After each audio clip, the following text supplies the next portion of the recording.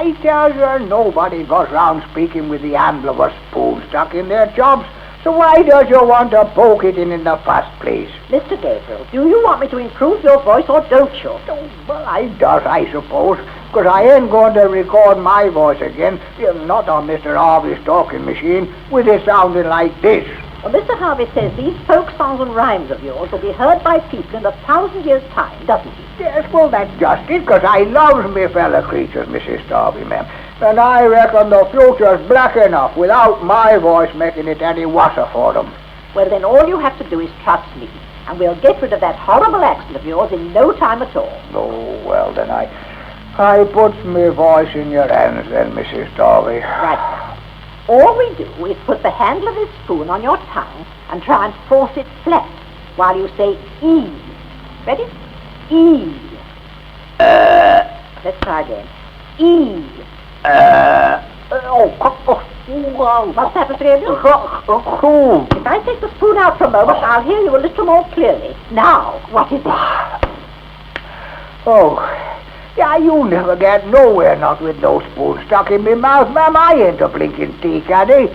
The rule is to keep the tongue as flat as possible so that nothing blocks the sound coming up from your throat. Well, why don't you cut me tongue clean out of me head then and I've done with it? Now, patience and perseverance accomplish wonders.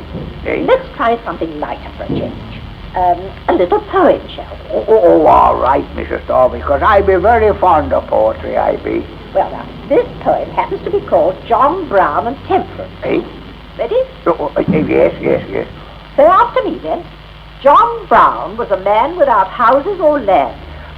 John Brown was a man without houses or land. But happy while making good use of his hands. But happy while making good use of his hands.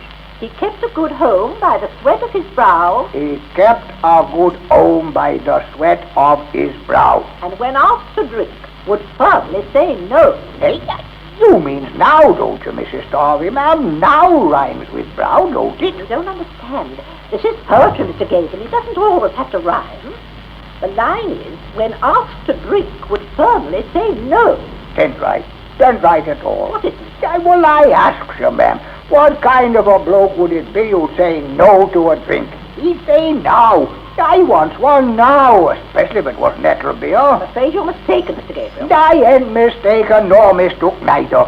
Now, there's this here chap who ain't got no house in the land. Now, that's what the poem says, ain't it? Yes, Mr. Gabriel, but there ain't no buts. He's proper miserable as a start off, ain't he? Oh, I suppose so. Of course he be. And then he goes on to say as how he keeps his little tied cottage going with that there big family of his by the use of his hands and the sweat of his brow. Now, does it say that or don't it? Yes, it does. Well then, this here chap, worn out and nothing to live for, hands all blistered and brow wringing with sweat. I do think if he was asked to have a drink, he'd say no.